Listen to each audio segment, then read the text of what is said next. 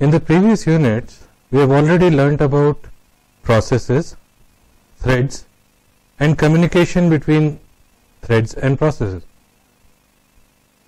What we want to know now is how does the operating system manage these processes. The first aspect that we should look at is the memory requirement of each process.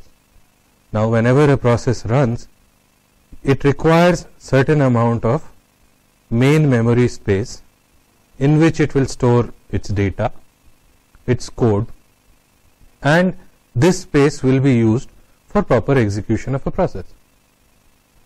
Now, in a multiprocessor environment, these processes will be running simultaneously, or at least would be expected to be ready for execution at any given time.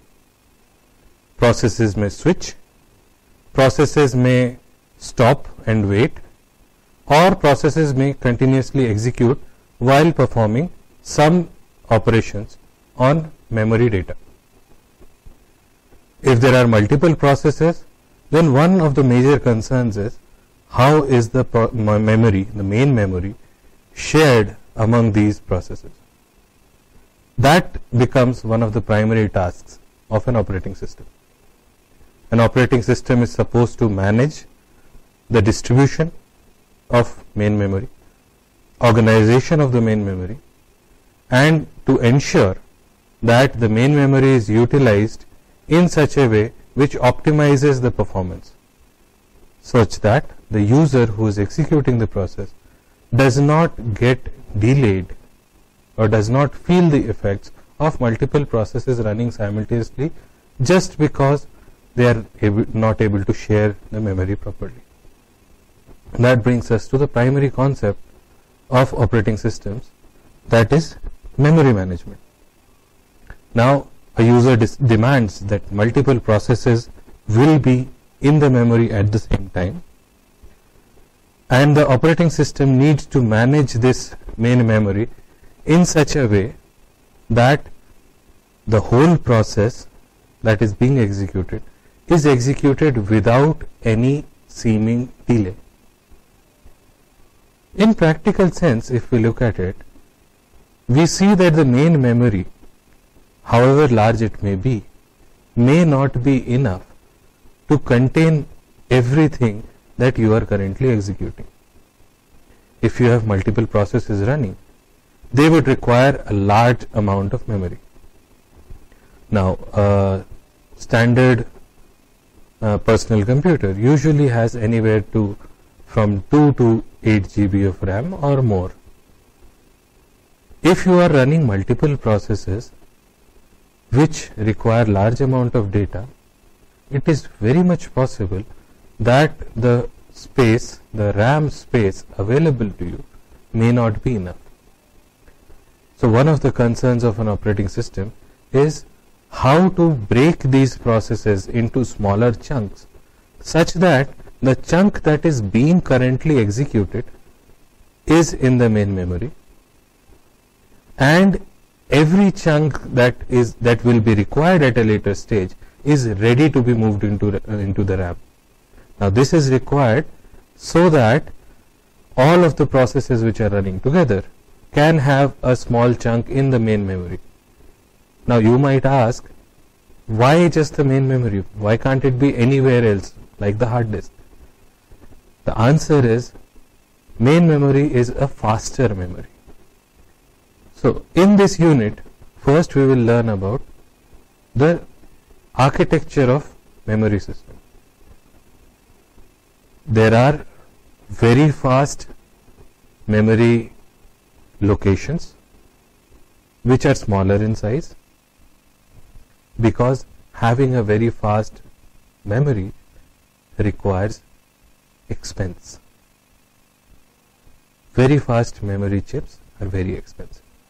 So we have reached a stage where we have a random access memory, which is also called the main memory, which contains all the programs that are currently running. And then you have your bigger spaces such as hard disks, which are not as fast as the main memory, primarily because of the architecture, the hardware architecture through which they are connected. So first we will see various ways of organizing memory hardware. We will discuss different memory management techniques, including pagination, that is dividing a process, a program, into smaller pieces which are called pages. Pages might refer to other pages, such that some of the pieces might reside in the main memory, others can reside somewhere else. Whenever you require them, you ask the operating system to bring a certain page into the main memory. Another similar concept is segmentation, in which we can divide our program into multiple parts which are logically similar. One part which has just the variables, the data. One part which is the code. So now we can think of them as two different segments. And any combination thereof. There are various such memory management techniques. That is one of the primary purposes of this unit. We will also see how we can seemingly extend the memory space. The memory space that you have is limited by the RAM, but the operating system may decide, for very specific reasons, to think that it has larger RAM available to it, so that programs which are being loaded may not think that there is no space available, or there are various other reasons. This concept of projecting a larger space as available to the running operating system as compared to the space that is physically available in the RAM, this concept is called the virtual memory system. So in this chapter we will see various hardware organization methods. We will see various memory management techniques, paging, segmentation. We will see what effects they have on the execution of programs. We will also see why virtual memory is necessary.